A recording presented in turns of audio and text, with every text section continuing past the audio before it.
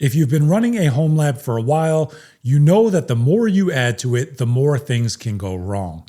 I've been through that, and over the past couple of years, I've made specific decisions to design my home lab in a way that limits problems. I'm not saying I never run into issues, but the way it's set up makes problems less frequent and easier to deal with when they do happen. In this video, I'll cover the 5 biggest changes I made and why each one matters in day-to-day operation. Before I get into the 5 things, I want to frame this properly because it's important. Every single decision I'm going to talk about was made with one question in mind. Does this reduce future work? That was really the only question I tried to answer.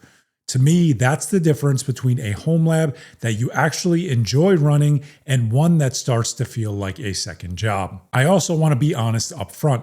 Issues still happen. It's not like there are 0 problems.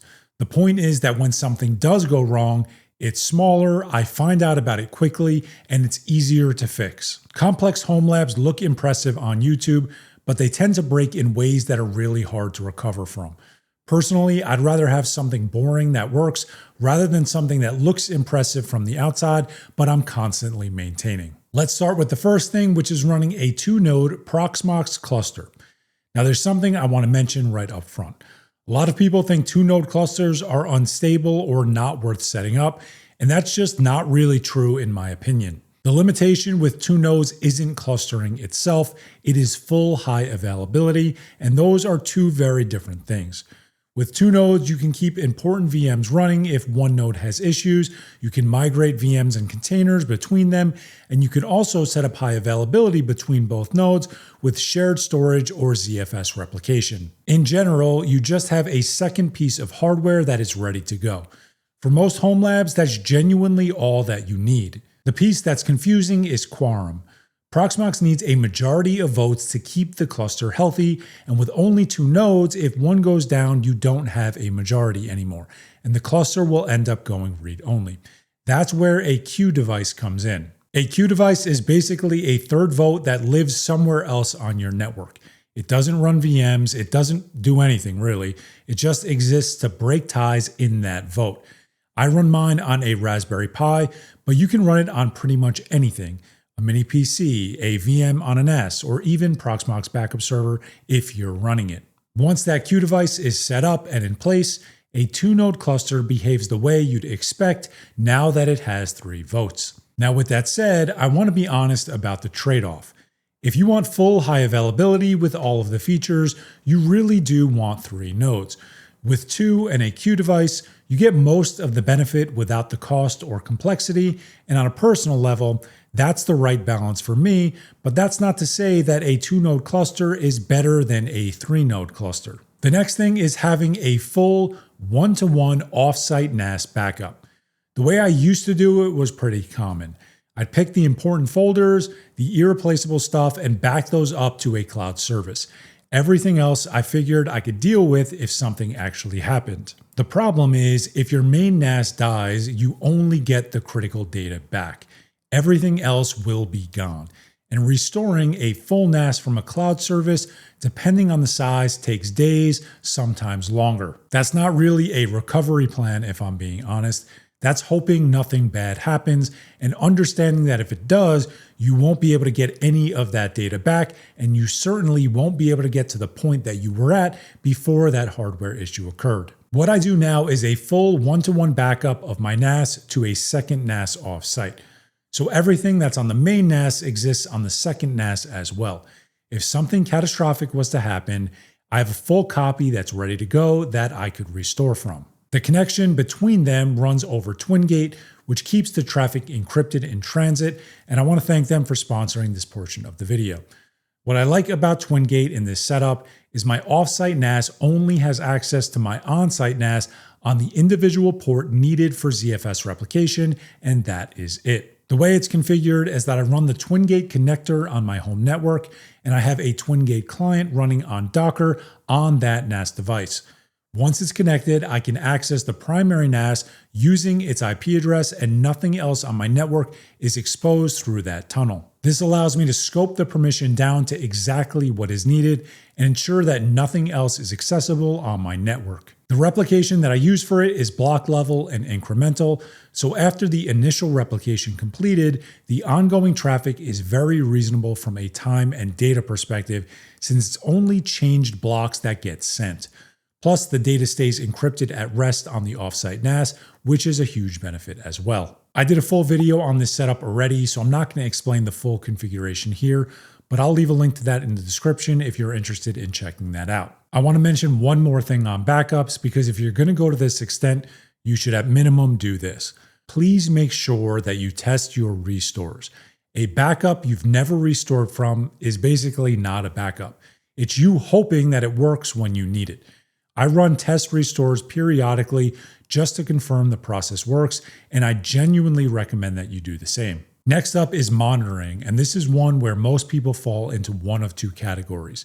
Either they over-monitor with these huge Grafana dashboards they never actually look at, or they under-monitor and find problems hours or days after they occur. My approach is pretty simple in the grand scheme of things.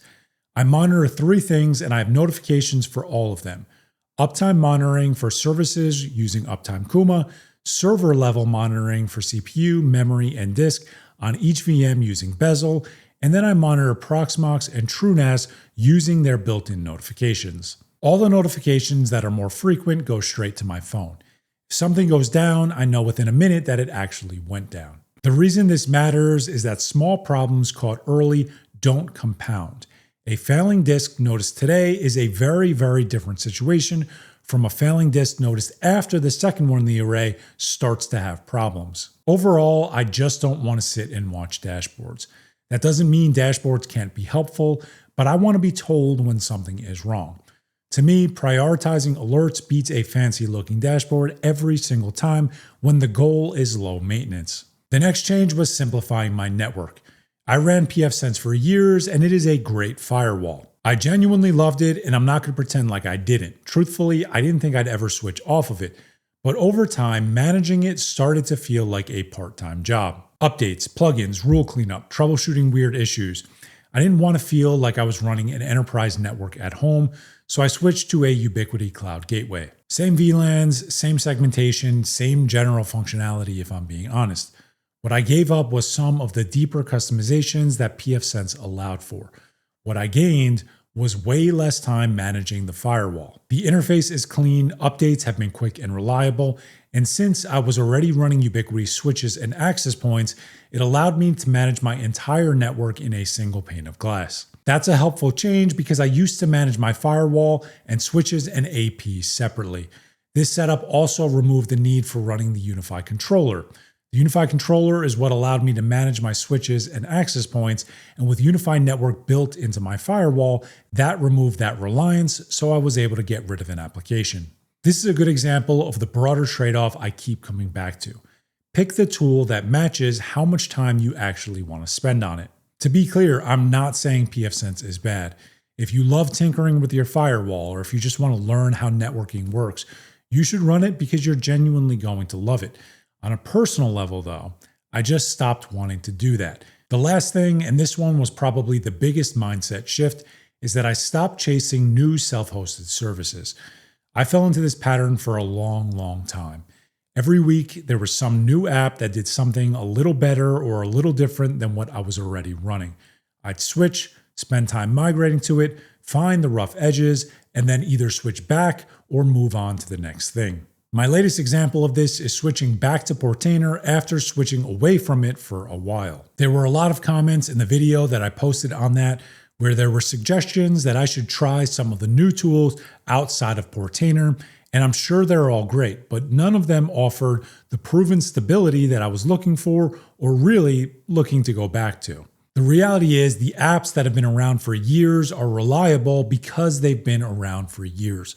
The bugs have been found, the edge cases are handled. The community knows the potential issues that can arise, and those are massive benefits. What I do now is add new services slowly and only when there's a real reason. not because something is new or trending. This isn't to say that you should never try new things. I still test stuff in isolation and implement new apps if there's a genuine need or want for it. But my main stack is boring, and I do that on purpose. The reliability benefit from this was bigger than I expected. Fewer migrations, fewer bugs that I'd eventually discover, and overall, less time supporting or implementing things that didn't really improve my home lab. So where does all of this leave me?